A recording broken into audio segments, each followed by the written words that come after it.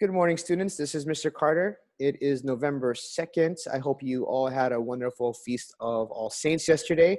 And today, being November 2nd, it is the Feast of All Souls. So I wanted to make just a brief, maybe 5 to 10 minute video with a supplementary lesson for today on indulgences. And I know that, that some of you are studying indulgences this year in your course. We're not quite there yet, but today, being All Souls Day, I think is an appropriate time to at least mention what indulgences are and how they work, and how not only today, but for the month of November, the Vatican, or the Sacred Apostolic Penitentiary, which is a office in the Vatican, has given us a special thing that we can do as Catholics during the month of November.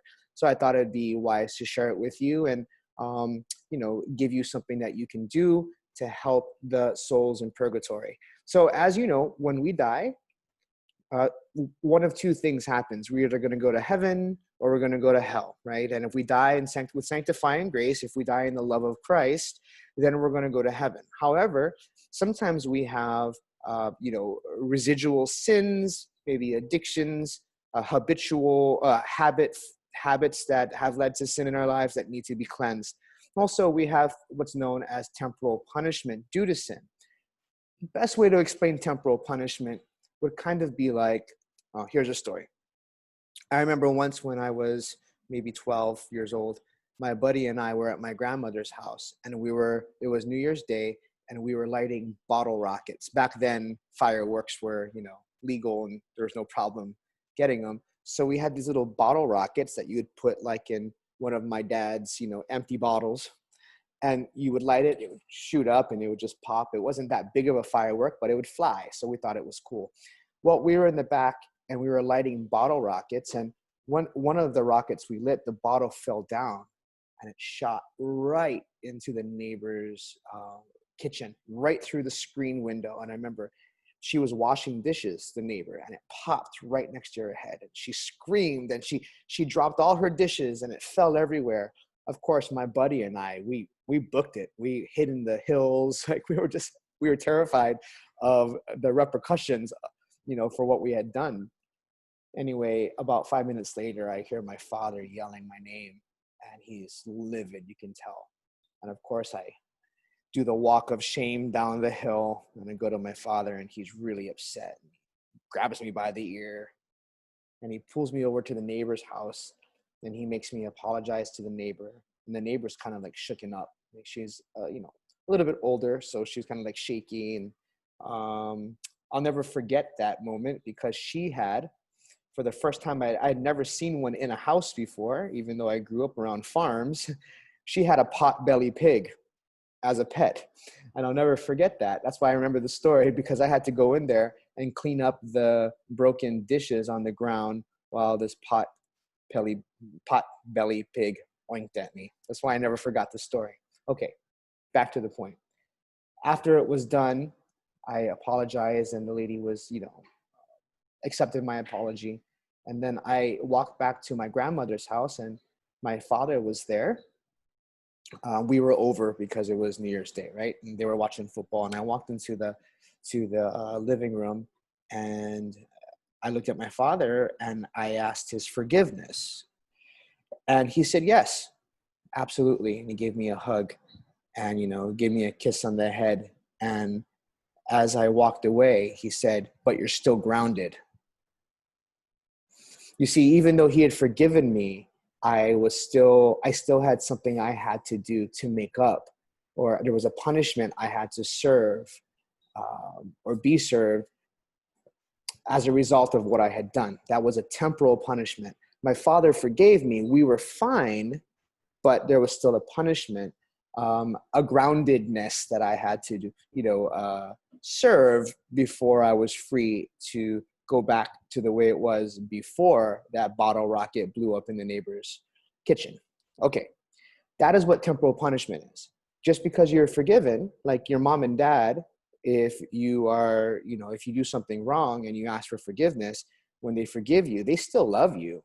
It doesn't mean you're not going to be grounded, though. And so that's what temporal punishment is. And sometimes when we are forgiven of the guilt of our sin in the sacrament of confession, we still have temporal punishment due to our sin, as in we still need to, make up, or we need to serve the groundedness for whatever it is that we did wrong.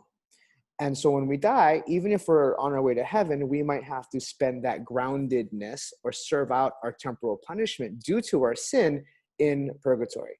If you want to use like a elementary, like a first grade view of this, it's kind of like taking a really long, maybe not long, depends, but taking a really good shower before you enter heaven, right? You pass away, you die, you're on your way to heaven, and you have to get scrubbed down and clean completely before you enter the throne room of God.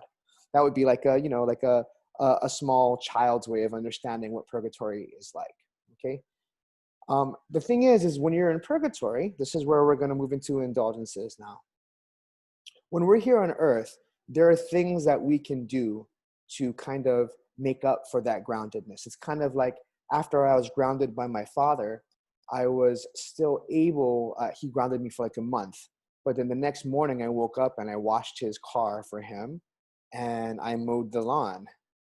And so after I did that, he goes, okay, you're not grounded for a month anymore. You're grounded for a week. So I got 3 weeks off of my groundedness for doing those acts. Okay. I was already forgiven by my father. I didn't have to do anything to earn forgiveness. Just like when we go to confession, there's nothing we have to do besides confess and have sincere contrition to receive God's forgiveness and then be absolved by a priest, of course. So we're not earning forgiveness, but you can, like in the situation with my father, you can earn the right to truncate or get rid of some of the groundedness that we owe due to whatever it is that we did wrong. I hope I'm making sense so far. That is what temporal punishment is. And then what I just described right then is what an indulgence would be. All right, let me see if I can bring up just some of the most important words here for you. Let me go ahead and get a whiteboard up. Okay, so some of the words that we used so far was, we talked about purgatory. All right, we also talked about temporal punishment. We'll just define that as for lack of a better word, the groundedness that you owe after you are forgiven. All right. So sometimes it happens. There's still something you owe. You have to remit something. I like the word groundedness, even though that's not really a word. It just makes more sense in my mind anyway. Okay, that's what temporal punishment is. Even if you're forgiven, there is a grounding period that you have to go through in order for you to be free once again from, being stuck in your room, if we're using the analogy of parents grounding you. Okay, and then the last word that I brought up is the word indulgence. Okay, indulgence is it's a remission of temporal punishment. All right, so it's kind of like, if we're going to use the analogy of what happens in homes with mom and dad, it's kind of like getting time off of being grounded by doing, extra chores or whatever it is. Okay, that's what an indulgence is. Why don't we do this? Let's see if we can do this just to make it a little bit more clear. Let's do another text box here. And then we'll make this one a different color. Okay, I'll move that back, make it a little bit more square. Good. Okay, so indulgence. Now, the thing is we can do those things here on earth, even for the temporal punishment due to our sin. So if we go to confession and we're forgiven, we can, do good deeds. We can help other people. We can do the corporal works of mercy. We can do good things. And it is kind of like cutting God's lawn, right? Like we're getting time off of whatever groundedness we might still owe God due to whatever sins we committed. He's forgiven us, but we're still grounded in a sense.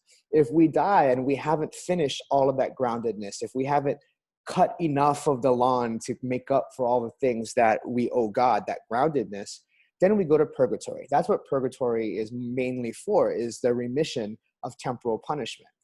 Now, once we get there, there is no indulgences that we can further earn for ourselves when we're in purgatory, okay? So the souls that are in purgatory, they're purified by God's fire in preparation. They're like scrubbed down or purified by fire before they enter heaven. However, here on earth, we can do things in order to help those in purgatory. It's kind of like us mowing the lawn for them on their behalf, right?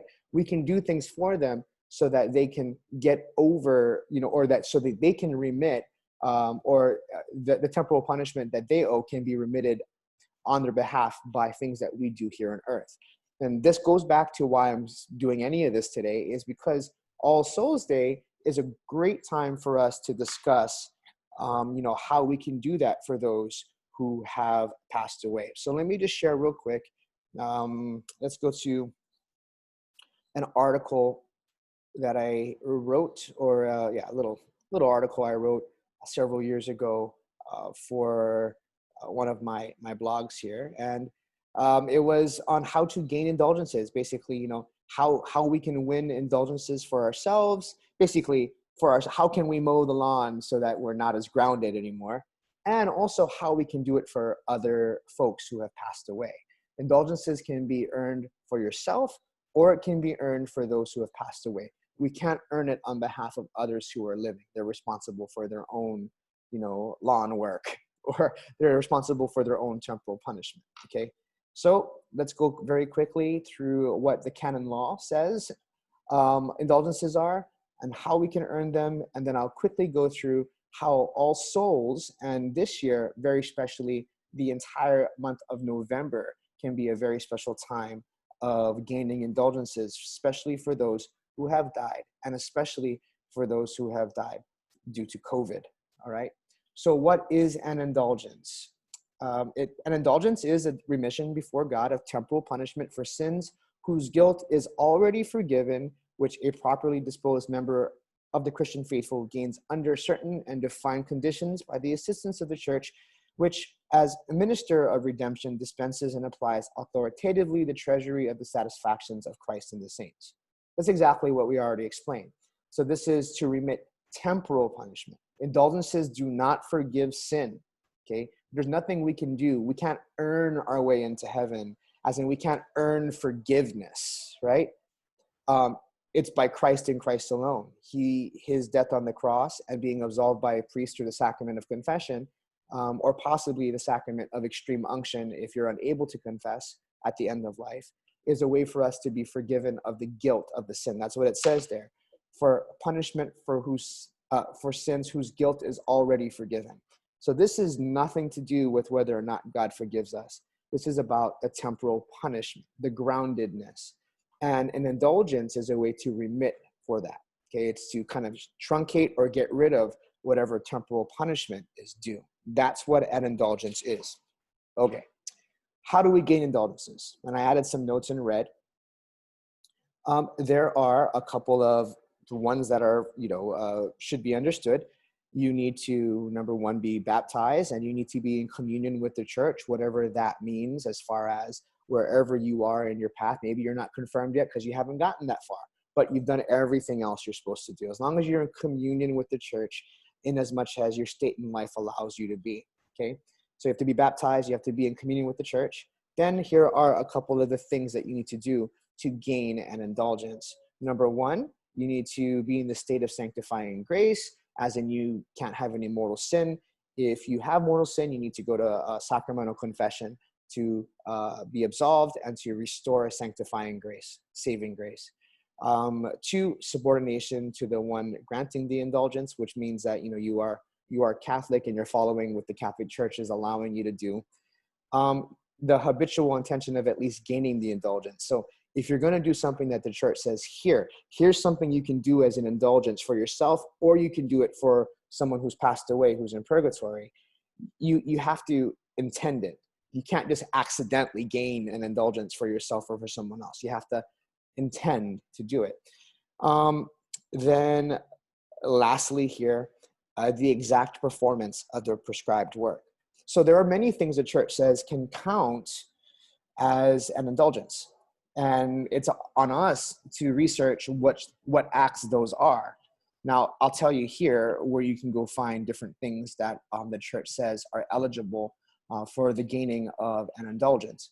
However, in this situation, which we're about to go through here in a minute, the church also prescribes special things throughout the year or at special times that are separate from like the everyday things you can do to gain an indulgence.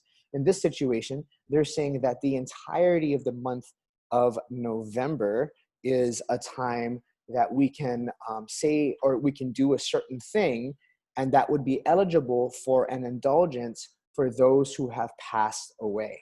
Now, this is different than in years past, because in centuries past even, that only happened on All Souls and then a couple days before and after All Souls Day, which is today. Because of COVID restrictions and because of the global pandemic, the dicastery or the office at Rome that's in charge of this has extended it for every single day in November. That's a very generous, very powerful thing that the church is allowing us to do, okay? So we're going to go through what the church says the prescribed work is, which is to pray for the dead. We'll go through that in a second. And as long as you're in the state of sanctifying grace, and as long as you're intending to gain an indulgence for those who have passed away, you're on your way to being able to gain an indulgence for those who have passed away, and yourself too, if you're intending that. Okay, now there are two types of indulgences, partial and plenary. Partial means that it partially remits from the temporal punishment due to sin. I was grounded for 4 weeks. I mowed the lawn. Now I'm grounded for 1 week, right? It's partial. It wasn't complete. My dad didn't say you're done. It was partial. I still had more groundedness to do. Okay, plenary, as the word means, is full remission. It means I did something that now I'm not grounded at all. Okay, now for someone to gain a partial indulgence, all you have to do is the things I mentioned above, and then you're good. You just do the act that the church says to do. You're in the state of grace. You're intending to gain an indulgence, and you're good. I'll give you an easy one. Every day you can gain a partial indulgence, according to the church, simply by saying in the name of the Father and of the Son and of the Holy Spirit. That's it. If you do that with the intention of gaining a partial indulgence, you got it. Now you know. So do that every day. Plenary indulgence, which is a full remission, either for yourself or for someone who has passed away, requires a couple of other things, and it's right here. Okay, number one, sacramental confession. All right, so you need to go to confession. You need to receive the Blessed Sacrament. You need to pray for the Sovereign Pontiff, that means the Pope. And then you have to have detachment from sin. I'm going to go through that here in a second about what that means, because total detachment from sin, it's not easy, right? I mean, even if you go to confession, to have no attachment to sin, that is something that takes a lifetime. That's why plenary indulgences don't come by, you don't receive them too easily. But here's the cool part, is if you're trying to gain a plenary indulgence and you fail at one of these 4 things, these extra things you need for a plenary indulgence, confession, Eucharist, praying for the Pope, and total detachment from sin, if you fail at any one of those, it still counts as a partial indulgence. So no matter what, God sees it and God grants you, grace for what you have done. So go out and do these things, because you're going to get at least a partial indulgence no matter what. All right. Before we go on to November and what we can do in November especially, where can we look to find approved indulgences? Well, there is a office in Rome, as I meant. It's called the Supreme the Supreme Tribunal, or Sacred Apostolic Penitentiary. Okay, so they're the ones that have these laws. Remember, the church has the power to do this because it has the power to bind and to loose sins, right? As in Matthew 18:18 or Matthew 16:18. And if the church has the power to bind and to loose, the guilt of a sin, as in absolve you of the guilt of the sin, then certainly it has the right to remit the temporal punishment, right? Certainly it does, because that's even a lesser thing than the guilt of the sin. In other words, if they can save you from eternal damnation, if they can restore sanctifying grace, they certainly can remit the temporal punishment due to that sin, for sure. And so if you want a list of the approved indulgences, you want to look up the manual known as the Enchiridion Indulgentiarium, or you can just look up the Book of Indulgences. That is probably on the Vatican website. You can find that, okay? So that's what you would want to look up. I know that's a lot. It's a deep theology, very, very quickly, but I thought today's the best day to share it if we're going to share it at all. Unless it's going to be in your course, which some of you in second semester will get. Okay, let's see. I did want to share one more thing, if I can bring it up, and then we'll be done with this. Let me see if I can stop this share and then bring up one last thing. Okay, so now this is something from November for November 2020, and right there it says, according to the Enchiridion of Indulgences, which is the book I mentioned, it talks about All Souls Day. That's November 2nd. And it says that you are eligible for plenary indulgence. You still need to do the confession, the Eucharist, have detachment from sin and all of those things. But the act, remember, it says that you have to do the prescribed work. Well, today, normally on All Souls Day, or a couple of days before and after, it's usually from November 1st to around November 8th. You could do this. You could visit a church or oratory on All Souls Day. A plenary indulgence, I'm reading right here, a plenary indulgence applicable only to the souls in purgatory may be obtained by those who, on All Souls Day, piously visit a church, public oratory, or for those entitled to use it, a semi-public oratory. It may be acquired either on the date designated as All Souls Day or with the consent of the bishop on the preceding or following Sunday or the Feast of All Saints. On visiting the church or oratory, it is required that one Our Father and the Creed be recited. Okay. However, we have a global pandemic. And so the bishops of the world asked for some modification to this because some churches aren't open, some cemeteries are not open, etc. And so there has been modification for this year, and it's right here, these two. All right, plenary indulgence during the month of November. Due to the coronavirus pandemic and the need to avoid large groups, the plenary indulgence applicable to the deceased by those who visit a cemetery has been extended beyond the normal dates of November 1st through 8th. This year, the indulgence can be obtained by anyone who visits a cemetery, even if only mentally. That's huge. You don't, because of restrictions, you don't even have to go to a cemetery. But if you go even mentally to a cemetery on any day in November and praise for the faithful departed. So you can gain a plenary indulgence. Of course, there is still the need to go to confession, to go to Mass, receive communion, pray for the Holy Father, and to have detachment from sin. Now, those are very important things, okay?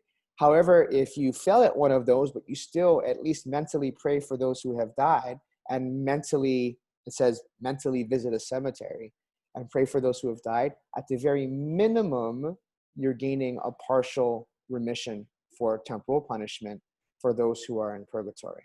It's almost kind of like there's a single file line of souls in purgatory waiting for the door to be opened to go to heaven. And guess what? God's given you a few of the keys. And if you do the right things, you can open up that door and let a soul into heaven. How amazing is that? That is such a great gift from God. All right. Regarding the plenary indulgence attached to All Souls Days this year, I'm right over here. It can be obtained not only on the preceding or succeeding Sunday or on the actual feast day, but on any other day of the month chosen by each member of the faithful. This is just this year, okay? In this case, the indulgence is obtained by devoutly visiting a church or an oratory along with the recitation of the Our Father and the Creed, and the other requirements associated with a plenary indulgence. Okay? All right, let's see here.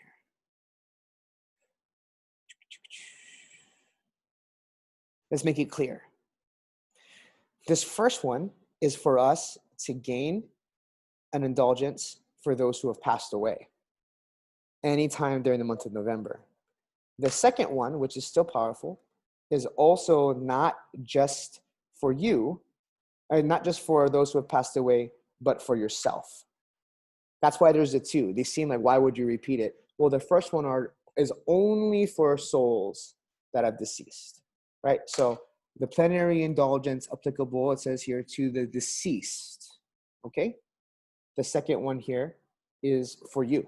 What you can do during this great, during the Feast of All Souls in this month to gain a plenary indulgence for yourself, all right? This is an awesome, awesome opportunity. One last point of clarification. If you were to go back to the rules of having to go to confession and receiving communion and all of those things, it does not all have to happen on the same day. You can do it normally within an 8-day period.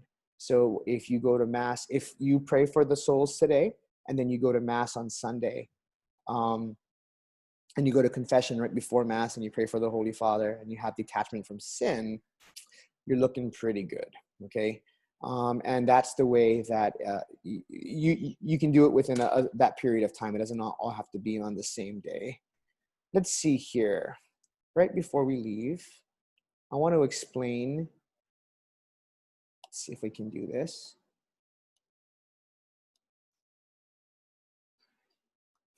I thought maybe I would have a definition of the idea of detachment from sin. That's the biggest one. Because we can all go to confession, we can all go to Mass, we can all pray for the Pope, but that detachment from sin, that seems nearly impossible. And like I said, gaining a plenary indulgence is not supposed to be easy. It's not supposed to be the easiest thing in the world. However, what it is having this mental desire and focus on being detached from sin. And that's all we can do. We can just try our best, right? And then you allow God to either grant us the plenary indulgence, or at the very minimum, no matter what, you'll be gain a partial indulgence. Okay, I know I went way longer than I said I would, but I thought that this would be a good little supplementary lesson on this very special feast of All Souls. All right, have a great day, and go today if you can, and not only pray for the souls in purgatory, pray for your family members who have passed away, but in addition to that, like always, every day, try to go out and do a good thing for another person. All right, peace.